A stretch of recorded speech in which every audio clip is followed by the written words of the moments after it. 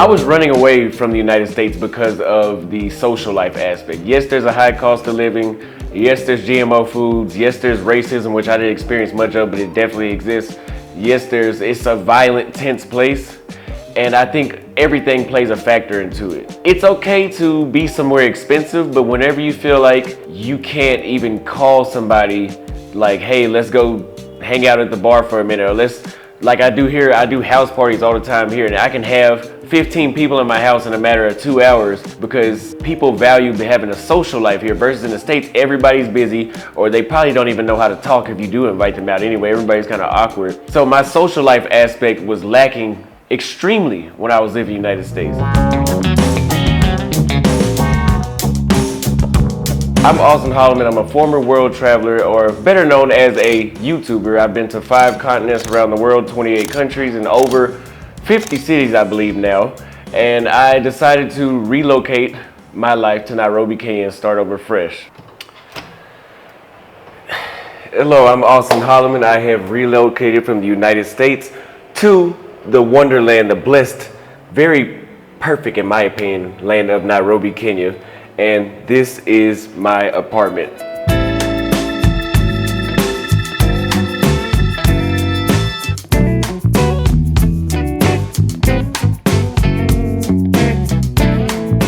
This apartment is around 97,000 shillings, which at this moment of recording is about $750 at the current conversion. And this is the living room. We're about to do some cooking, so this is the kitchen here. And I have a patio that has a view of the city. I can show you the view right here. This is in the neighborhood of Kileleshwa. And as you can see, there's a nice view of the city. In comparison, for people that don't know, or for Africans or South Americans or Southeast Asians that are watching this same apartment in this type of posh area in town of, let's say, uptown Dallas, would easily be $4,000 per month. And yeah, $750, that's basically a fourth of the cost that you could save by living out here. And pretty much everything that you spend in Nairobi will be divided by 4. So you can eat at 5-star restaurants in Nairobi, just divided by 4. The United States is just overly expensive, just on every aspect. My groceries are divided by 4. So I'll show you the rest of the apartment as well. Number one, I was already living in Brazil, and then I decided to become a digital nomad and start jumping around the world. Now, I came to Tanzania first, and then I went to Nairobi after I met some Kenyans there, fell in love with it. The first couple of hours I was there, I could just feel it. There's a certain energy if you're here in Nairobi.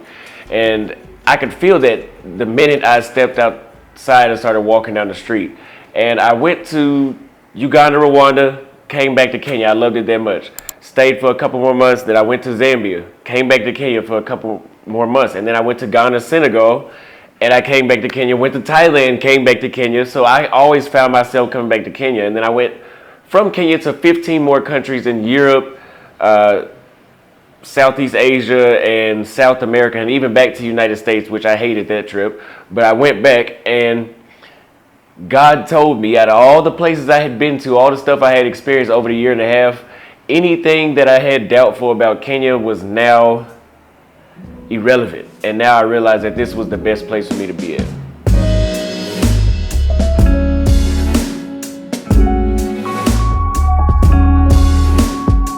And then we have a guest bathroom here that people use very often because I host house parties all the time.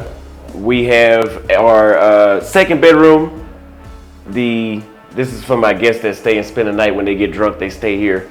But we have to, some things are being washed right now, so that's that. And then we have my bedroom here, which has another balcony and a view, the same view of the city. And we have my bathroom here, and that's it. And also outside on the first balcony, there's what they call a DSQ, which is basically the cleaning ladies or the house help. If they wanted to sleep, it's like a break room essentially for them there. And that's common that you see in Africa. Something that I didn't really notice that we have in the States unless you're rich, but it seems like most houses here have that addition to it. So a lot of people think that as Black Americans, we have a calling back to Africa. I would say yes and no. So when I come to Africa, some people say connect with your roots. I don't feel that. Just like when I was in Senegal, and I went to go see the last door. They call it the last door, where the slaves went before they got shipped off to North and South America and the Caribbean. And they were like, oh, I bet you could just feel the energy. I didn't feel anything. I'm not one of those. I didn't feel like, look, I know the slaves are here. That don't mean I'm having some sort of spiritual moment. It's just, this is what happened. So when I come here in Kenya, yes, there is a spiritual feeling, but for me, it's not like a calling back, like I'm a lost cousin. It's just, this is just a great place. You know, it's not, I don't feel like I'm being called though. So as far as the cost of living goes in Nairobi, as I said before, my apartment here is about $750 for a 2-bedroom, 2-bathroom with the service quarter on the patio, 2 balconies, and it's newly built. I'm the first person to live in this apartment, and it's in a prime side of town. So again, if you're coming from the United States, a place like Dallas, Texas, you can divide everything by 4. So I can give you $750 for rent, maybe $50 for electricity. I think I paid like $60 in like 6 months for my water bill, something irrelevant. If you're coming from the States, it's not even, I don't even factor that into my bills.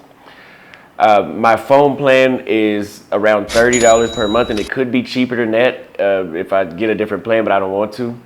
The internet is around the same. I think it might be cheaper for internet in the United States. I think my internet now is about $30, but it's a very slow speed. But for the 100 up, 100 down, it's going to be close to $100 over here. But because the rest of your expenses are so much cheaper, that also too makes I don't really factor that in as well.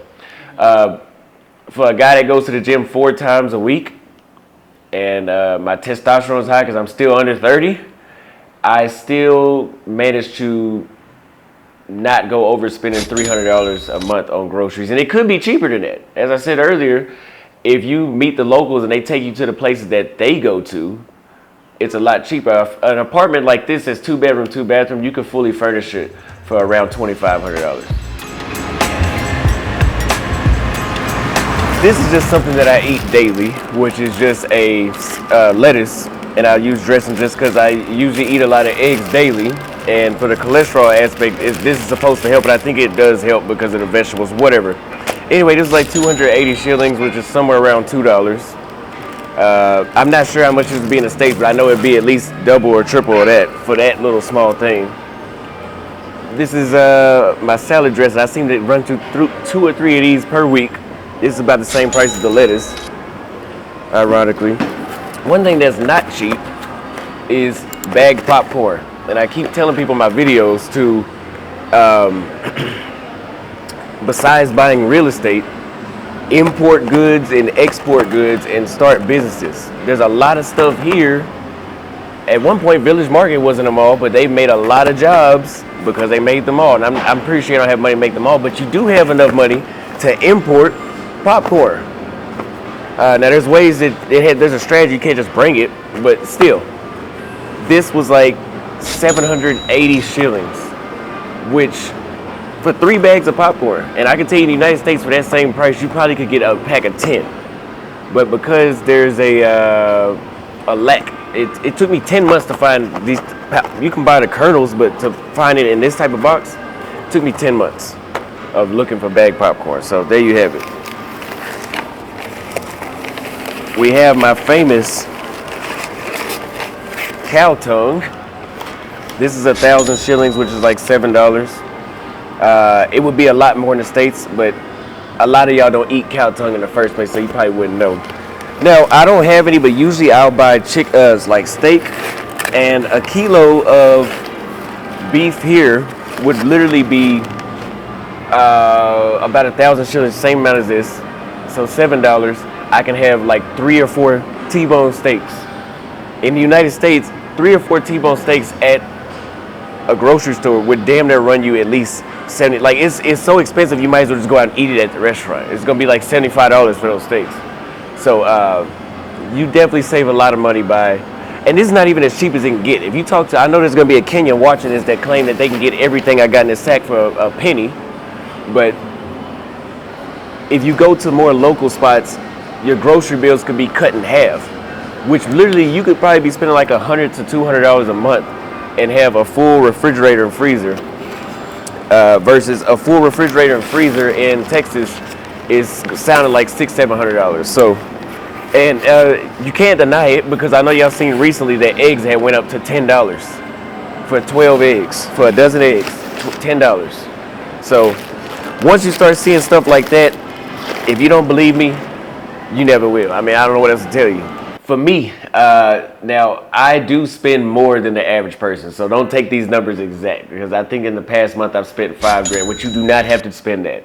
But I have other expenses, and I also am an influencer, so my job requires me to be out and socializing a lot. So maybe I socialize more than the average person, but I would say that you need to have an income of around $4,000 US, not to survive, to thrive in Kenya. To survive in Kenya in a 1-bedroom, 1-bathroom, groceries, gym membership, you can literally do all that with $1,000, because you can find 1-bedroom, 1-bathroom apartments for $300, sometimes even less than that per month. I wouldn't go cheaper than that. You're not gonna be living somewhere you want to live, but you can find one for $300, even $400 or $500. And then after you add groceries and everything, yes, it won't even go over $1,000. So I have 2-bedroom, 2-bathroom here, and my gym membership is like $120 a month, which is on the higher end here. You can find gyms cheaper than that, but that being said, my survival costs are still around survival, meaning that I won't die. I eat every day, and I have somewhere to lay my head, and I have water to drink. Everything that I do myself requires around $1,200 per month. Now I say $4,000 because that's how much it costs for you to survive. But if you drink and you like to hang out, and you plan, if you're a single man and you plan on dating women, and you don't want to be penny pinching every time and not having money to do nothing, you're gonna want that extra $3,000 in your pocket.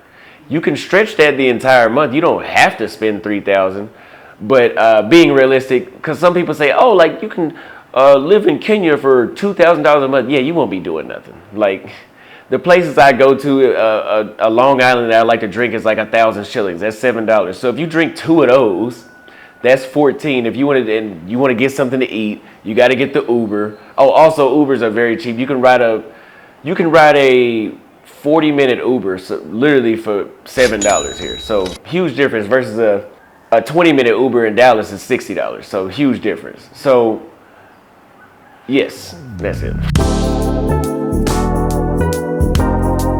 The way how I sustain myself here in Nairobi, Kenya, and anywhere in the world is through content creation, as you're seeing now. So I do my own videos. They could be informational, educational videos, vlogs. I host webinars, so that's my YouTube. I also have subscribers that will send donations just for appreciation for the content, etc. I have that, and then I have webinars that I host. I have digital products that I sell, such as travel guides or social playbooks, as I like to call them, but they're actually dating playbooks about certain places around the world, like Nairobi, like Sao Paulo, Brazil, that can give you information to give you a head start. Stuff that people watch me for, I put into digital products. And I also do consultations, and I have a concierge service that I have here. And I also have affiliate markets. I have a few sources of income that allow me to sustain myself, and it's been working for 3 years. It's no comparison with my life in Kenya to the life that I had in the United States. Like I said before, my issue in the States was I always felt lonely. I knew people, but I might as well have not even known them because they were never available, because they're either always working or they're recovering from working because they've been working too much, because that's all that matters over there is money and work. Versus here, my issue is not being able to, I'm just now being able to control myself from stop wanting to hang out all the time every single day, because like I said, you have the opportunity to do that a lot. Talking to women in the States, going on dates was a nightmare. It was so unnatural and unrealistic, and it just didn't seem like there was any benefit. I can imagine there's plenty of young men, especially young men in the States, that are celibate because they know what I'm talking about. And they're not celibate by choice. But here, in most places around the world, but especially here, I'm in high demand. Hey Web Nation family, for years we've been sharing stories of diasporans who have relocated from the diaspora and currently living here on the continent of Africa.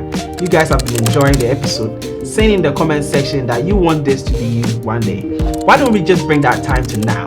We are inviting you to come on a trip with us to South Africa November 2026. This is going to be an 11-day experience of we visiting cities like Cape Town, Johannesburg. We having experiences like going to the wine lands and actually experiencing South Africa, the people, the food. This is not just a vacation. This is a very well detailed experience that gives you the proper insight on people interested in relocating. The beautiful part about this is we've made it easy for you to come on this trip with us. By you just making the deposit, you get to pay the rest in installments. You have about 10 months to make an installment and get yourself on a trip with us to South Africa. Scan the QR code, secure a spot, and see you in South Africa. Now guys, let's get back into the video. My typical day in Nairobi for me, since I'm a digital nomad and I don't really have a set schedule to work, which I'm fixing that now. I'm actually making myself work and giving myself a job, because if I don't work, there's so much socially to do here. You'll end up hanging out all the time, drinking, especially if you drink. Yeah, you'll drink a lot here because there's so many opportunities to do that. So I'm keeping myself busy. So now I pretty much just go to the gym, I come home, I cook every day, and I'll record content. And on the weekends, let's say Friday, Saturday, Sunday, I don't go to the gym and I'll actually have house parties, or I will meet up with my large network of friends in places I like to frequent. So yes, I actually have my own networking group chats that I link everybody up in that watch my videos, other expats that have been living here, by utilizing social media. And I host gatherings, and we're working on building our own physical community, the same way how the Chinese have a Chinatown, and we're expecting to launch that later this year.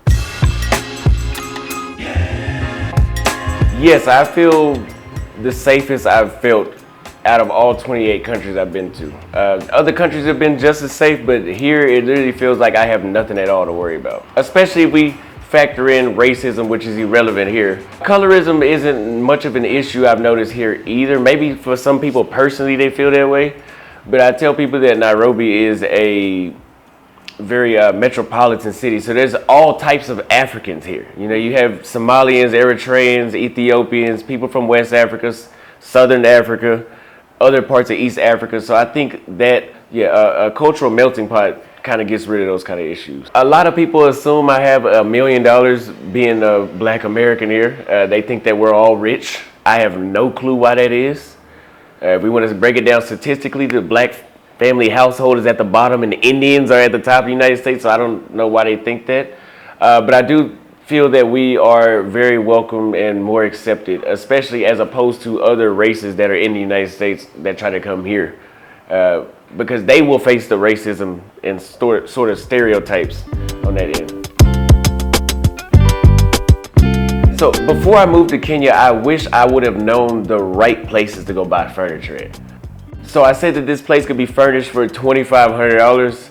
I probably spent 3 times that amount, nearly 3 times, because it was a lot cheaper. The furniture was a lot cheaper than what it would cost in the States. And Kenyans were telling me like, oh no, that's too expensive. I'm like, there's no way. And then I started figuring out where they shop at. And now I'm pissed off because I'm like, oh, now I really could have furnished it for 3 times less. So I wish I would have known. And that's the importance of actually connecting with somebody that is connected with the locals. You know, you have to utilize a network. A network is very important when moving out of the country. The chances of me moving back to the United States are slim to none. I don't give a damn if a war broke out. I would go to Uruguay or I would go to Paraguay. I would not go back home. So if you're running from something and you find it somewhere else, and I hate to say running from something because then people are going to try to say something's wrong with me or I'm crazy or something, but once you find peace, let's say somewhere else, and you go back. For example, I went back last April. And that was after, this is me already knowing I'm not the problem because I've been to so many places. I'm like, I'm not having these issues I had there. And then I go back and I'm like, nothing has changed for sure. And if anything, it's gotten even worse. Me being aware of that. Because some people would like say, oh, it's because you were young or you needed to mature. Yeah, okay, I grew my hair out. I have a beard now. You know, 2 years have went by. I've matured growing because traveling matures you faster just because of exposure. And yeah, this is the same. So I'm like, yeah, I'm starting to break out again. I'm starting to feel stressed out and just like mood swings because I can't figure out what's wrong with these people here. So there were certain habits, and I can't really put my finger on it, but I can feel the difference. And people that watch me say this, but they just generalize it as maturing. There's certain behaviors or viewpoints I had about the world because of a lack of exposure. I had already been exposed to 2 countries by then, or 3 by then, but the amount of experience I have now has matured me. So if you go to different societies around the world and certain problems follow you, then you know that maybe that's something you need to self-reflect on. Now, if you go to one place and it's like this, and that might not be you, that might just be that how that culture is in that place. But if it's following you to 28 countries, then you know, okay, maybe I need to work on this. That's why I say that traveling matures you, because you get an exposure of how the world and how people think differently around the world, how you need to be more patient, and you need to learn to listen. A lot of people don't listen. You need to open your mind, and traveling does that. Yeah, my confidence is on 10 now that I'm in Africa. Africa has definitely not changed me, but it has made me more, I figured out who I am to the fullest now. Like, I'm at a point, I'm not gonna say you can't tell me anything, but like, yeah, there's certain stuff, like, I'm just not gonna, like, when people speak negatively about me, I'm like, yeah, no, I've had too many of the opposite experiences. I think that every Black American should come here because, or Africa in general, because number one, you are in a society that's predominantly Black versus the vice versa in the United States. So the way how politics and the economics work changes everything, and the social aspect as well. If I was living in the United States right now and I never decided to travel to Brazil for the first time, and I was not a YouTuber, I don't know how happy I would be, because it's not getting better, as I told you before. I would see myself still trying to work on that credit stuff that they had got over there, still burning money, not really wanting to. I even stopped cooking because it cost the same amount for me to cook as it did to eat out. So it's literally like being on a hamster wheel. Like, you had to be making a lot of money, like a lot of money to be like I remember I told people I was making 10 grand a month cutting hair, and they were like, oh, I would be doing vacations. No, you're not. You won't be doing anything. You won't. You know, the hotels are $150, $200 a night for the ones that you really want to stay in. I mean, how many days can you get? I have a friend that's in the United States right now, and he's got a job that's paying him almost double of his usual salary, but he only gets 2 weeks off per year. So again, yeah, you're making more money, but I mean, who cares? You're not doing nothing. So I could see myself being in I probably wouldn't like myself, let's say that. Or I wouldn't like my life.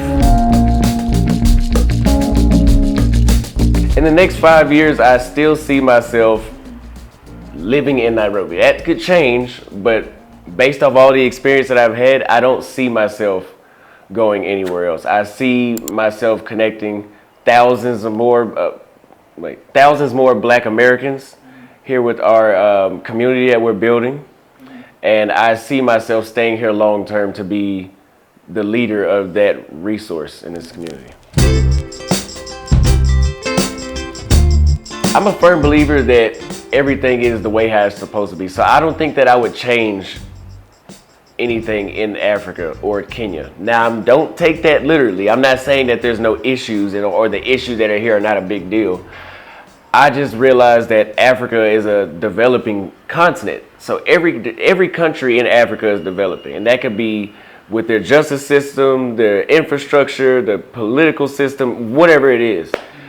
If you guys know history, a little over 100 years ago, we had something called the Industrial Revolution in the United States. And back then, kids were working in a factory at 5 years old. The same way how they're working in the Congo at 5 years old. So even the United States has had all these same issues, just like corruption in Africa. You could pay a cop $10 and like they'll do a lot for $10. You used to be able to do that in the United States too. You could still do it, but it's like literally like strictly the super elites can do that. But in Africa, it's more accessible. It used to be like that in the United States as well. So I just say let it run its course. Advice that I would give somebody that's watching this video right now, if you are watching, make sure you do your research before you move to Kenya. I've already made all the mistakes. Like I said, overpaying for certain stuff, not understanding how stuff works here socially. There's a lot of things I could have avoided that took experience. So I would take the shortcut and connect with somebody, book a consultation with someone that is in Kenya that offers that service to give you a rundown of your FAQs that you have for Kenya. So if you're in the United States and you are experiencing high cost of living and you want to figure out how can you get out of that hamster wheel system that they got there, it seems like you never can actually get ahead. You can, obviously, because people have done it. But the majority of people watching this feel like they understand what I'm saying, when they feel like you can never get ahead. One thing a lot of people don't understand about being in a developing nation like Kenya is there's stuff that we have easy access to in the United States that you can make yourself sustainable just by realizing that those products or services are not available in a place like Kenya. You can bring them from the United States. They want you to bring them from the United States, and you can make your own business without even really having that much of an effort. Vice versa. There's certain products that I've seen out being sold on the street here in Nairobi, and I asked them how much they want for that. They say they want 4,000 shillings, and I'm picking it up and I'm like, wait, 4,000 shillings is like $30.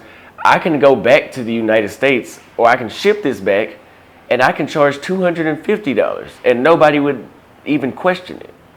And those are ways that you can make yourself sustainable, and those are things that I do as well, and I help other people do to make themselves sustainable in a place like Kenya.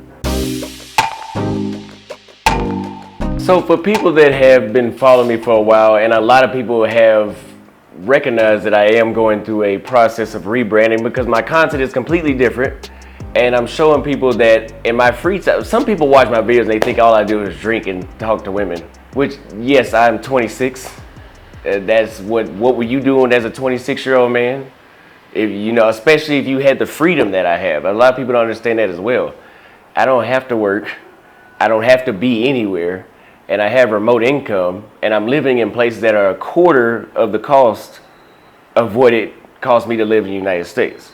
So when you combine all that together, what else would you have been doing with your free time at 26? But that's irrelevant. Anyway, a lot of people need to become more open-minded and actually do your own research before you make an assumption about someone. But always, I just ask everybody to be patient. I'm learning in this life just as you did. I started this when I got on camera at 23. I'm 26 now. And yeah, I mean, I'm not here to convince anybody anything either. So either you're here with me or not, but I'm doing the best I can. For people that are watching me for the first time right now, my message to you is to actually expand your mind and just take a short vacation somewhere else. And I'm not saying go somewhere where you, like in Mexico, and I know not all Mexico is, but don't go to wherever that place is people go to in Mexico where they just stay at the resort. Go somewhere where it will be a culture shock for you and see how that affects your entire life, because that's what changed me, was a culture shock. A culture shock changes everything, literally. And for people that are still watching me, if you have not given Nairobi, Kenya a visit, give it a visit. I'm speaking more of my actions more than words. I've been to 28 countries. You guys know I love Brazil. If it wasn't for Kenya, I'd love Brazil as my number one, but Kenya is number one because I found it here.